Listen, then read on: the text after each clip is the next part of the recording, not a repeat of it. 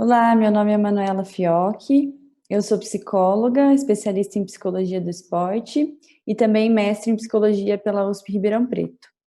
E hoje eu vim conversar com vocês, como colaboradora desse mundo Mind Walls, um pouquinho sobre estabelecimento de metas, que é uma estratégia que muitas pessoas, muitos profissionais utilizam, inclusive nós, psicólogos do esporte, e os treinadores e atletas podem se beneficiar também dessa estratégia.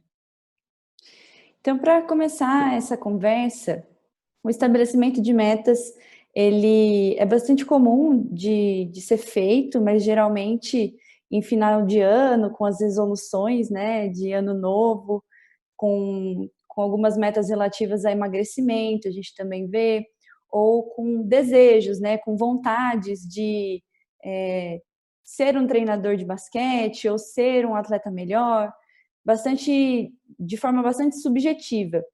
E, na verdade, não é difícil a gente fazer metas, né? A grande questão é seguir essas metas e alcançá-las de forma coerente ao longo desse processo. Então, para a gente entender um pouco melhor sobre como utilizar o estabelecimento de metas de forma que a gente consiga ter mais coerência e atingir esse resultado, eu vou apresentar para vocês um pouquinho mais da conceitualização do que é metas, né, do que é estabelecimento de metas e como é bastante utilizada no esporte. Então, ele é um processo de planejar, né, para a gente alcançar algo geralmente que está no futuro, que vai ter uma relação com o tempo e valor e vai exigir um certo grau de dedicação e de esforço para ser obtido. Então, no esporte, vai continuar sendo um processo de etapas e que vai em busca de uma representação de uma equipe ideal ou de um atleta, né, de um eu ideal. Isso vai sempre dizer de um desejo de ser nesse futuro e vai envolver motivos particulares que também são compartilhados e que vão ser colocados em ação, né? É um plano para ser obtido. Esse estabelecimento de metas no esporte, ele deve refletir quem se quer ser nesse futuro, né? Ou que equipe eu quero ter, que eu quero participar, que equipe eu quero coordenar, que equipe eu quero criar. E entender e trabalhar todos esses motivos, é claro que é algo complexo, mas é o que vai fundamentar um estabelecimento de metas eficaz. E nesse sentido, existem alguns tipos de metas, tanto as objetivas e subjetivas, que eu comecei falando para vocês.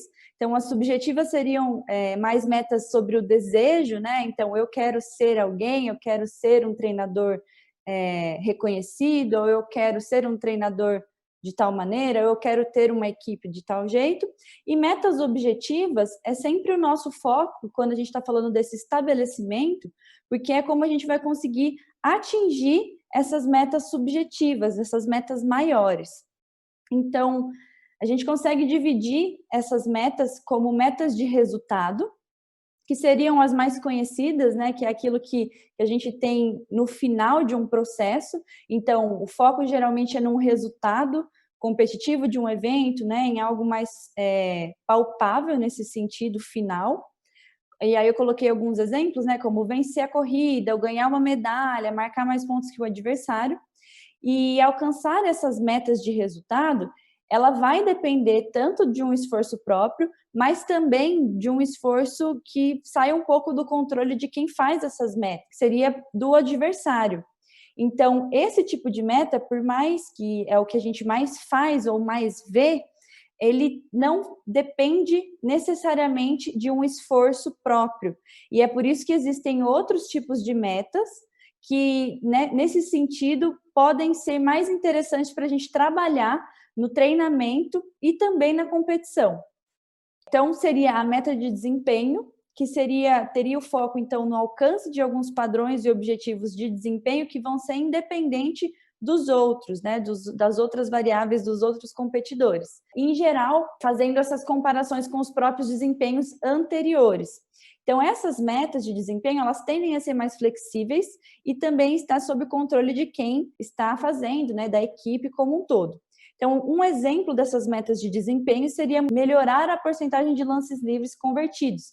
né? Então, fazer uma meta no sentido de, em vez de 80%, vamos para 90%. E, por fim, a gente tem metas de processo, que teriam o foco aí em ações que o indivíduo deve praticar durante o desempenho para ter uma melhora, né, nesse desempenho, por exemplo. Então, eu coloquei aqui, né, um jogador de basquete pode estabelecer a meta de chegar até a cesta e soltar a bola no ponto mais alto quando vai saltar. Isso seria uma meta de processo, né, de algo que vai ser uma melhoria, mas é bem diferente de uma meta de resultado, por exemplo, de desempenho. É claro que esses 3 tipos de metas, eles são importantes. Então, eu trago eles aqui para mostrar como eles são diferentes, né, no objetivo, mas que as 3 têm que estar bem claras, né, bem definidas, para conseguir atingir um objetivo maior. Então, em geral, as metas de resultado no esporte, elas sempre vão pensar nesse alcance de uma vitória, né, uma disputa. As metas de desempenho vão pensar mais em padrões, como com base nos próprios desempenhos, né, anteriores, que seriam talvez linha de base para a gente comparar e conseguir criar essas metas, e não no desempenho dos outros, né, como a gente fala mais em metas de resultado. E as metas de processo, elas vão estar contidas nesse desempenho. Só para deixar um pouquinho mais claro, quando a gente fala de metas de resultado, algumas metas que são geralmente formuladas é, eu vou melhorar o meu número de vitórias, né? Mas, se a gente for pensar em como formular um pouco melhor essa meta de resultado, poderia ser, então eu vou melhorar a porcentagem de cesta que eu vou fazer durante os jogos. Então, eu tenho um resultado final, que seria o quanto eu vou pontuar, mas ela não é tão dependente assim, né? Não é tão amplo assim de pensando só em vitórias. Quando a gente fala de desempenho, né? Geralmente a gente fala assim, vou melhorar meu passe no desempenho. Mas se a gente esmiuçar um pouquinho mais essa meta de desempenho, a gente pode fazer algo no sentido de, então durante os treinos eu vou passar a bola 8 vezes para fazer esse aprimoramento. Então, eu estou pensando no meu desempenho e deixando muito mais claro o que eu quero atingir, como eu vou atingir esse objetivo de melhorar o meu passe. E na meta de processo pode ser a questão do lance livre, né? Eu vou melhorar meu lance livre.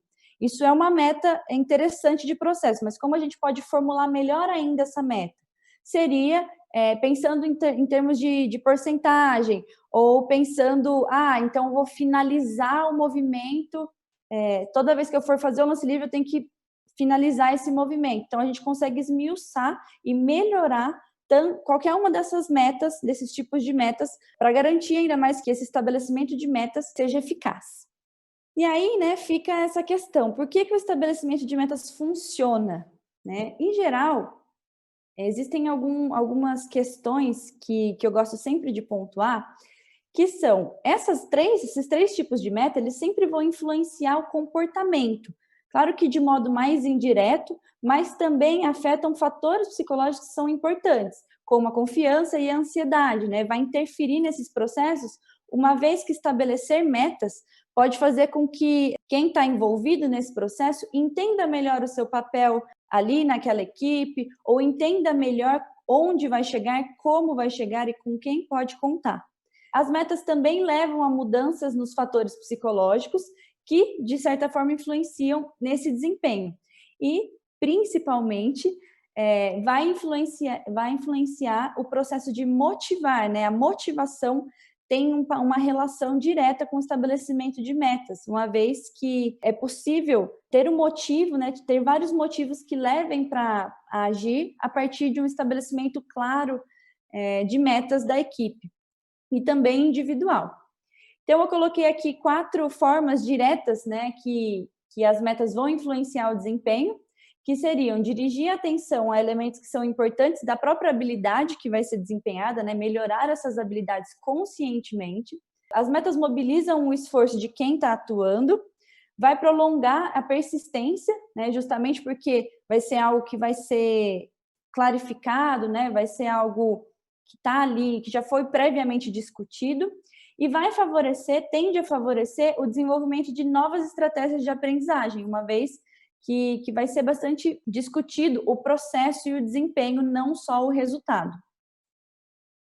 E a principal razão, então, para os atletas estabelecerem metas é realmente dar orientação e foco nas ações que vão ser feitas durante o treinamento e também na competição, além de mobilizar esforço, persistência e fornecer incentivos, né, de saber aonde e como está sendo desempenhado o que foi previamente estabelecido.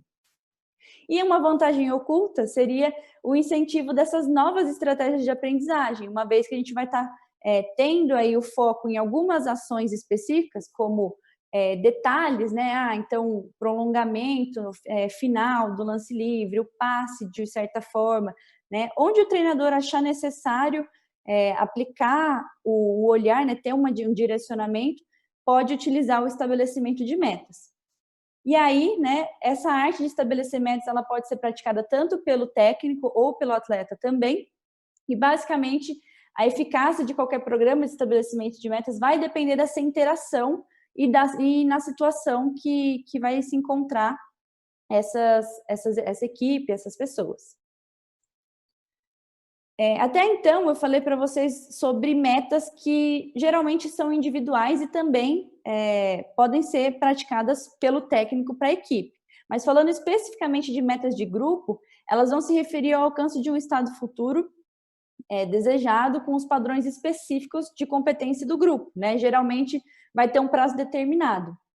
E existem 4 tipos de metas que ficam evidentes quando a gente fala de equipes esportivas, né? Então, primeiro, a de cada membro que tem para si mesmo, né, bem individual, a de cada membro que tem em relação à equipe, a da equipe, né, como um todo e do grupo, e a do grupo para cada membro da equipe também.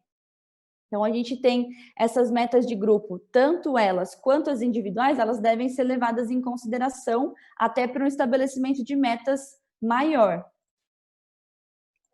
E lembrando que esse estabelecimento de metas grupal, ele é sempre o primeiro passo no processo, né? Então, não é só estabelecer essas metas, é necessário identificar a tarefa que o grupo tem que realizar para atingir essas metas e como tem que ser esse processo. Então, detalhar o processo também é importante, ok?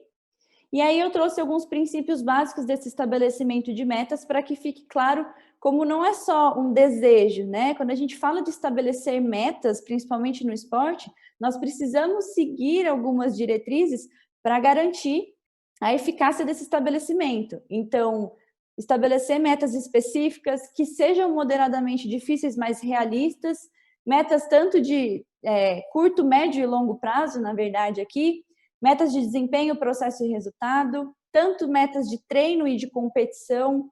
Registrar essas metas é importante, desenvolver estratégias para atingir essas metas, né, e deixar claro para quem está sendo desenvolvida essas metas. Considerar também as individualidades, né, e as motivações desses participantes. Como treinador, incentivar o compromisso, né, do indivíduo com a meta, da equipe com uma meta, apoiar essa meta sempre que possível, nas interações com a equipe, e fazer avaliações, fornecer feedback sobre como está sendo esse processo, né, desse estabelecimento de metas e da meta como um todo, e por fim, sempre revisar e reajustar periodicamente essas metas. E aqui eu trouxe para vocês, só para finalizar, algumas frases, né, de personalidades do esporte que fortalecem, de certa forma, essa necessidade, a importância de estabelecer metas, né? Então, a primeira aqui, né? Se você não sabe para onde vai, pode acabar em outro lugar. Então, a questão do direcionamento ser bem importante, independente do nível de treinamento que é feito, né, para os atletas. As metas são o que mantém em ação uma pessoa, né? E aqui, por fim, não há necessidade de ser um herói fantástico para fazer certas coisas, inclusive competir. Na verdade, né, você pode ser um cara comum, como o Edmond diz, mas que está suficientemente motivado para atingir metas desafiadoras. Então, você não precisa ser alguém extraordinário ou semelhante a um herói, você só precisa ter metas claras e saber, né, ter esse direcionamento para atingir algo que muitas pessoas veem como extraordinário ou fantástico. Então é isso, pessoal. Eu espero que vocês tenham aproveitado esse conteúdo e possam utilizar da melhor forma possível na prática e no dia a dia de vocês. Tchau, tchau.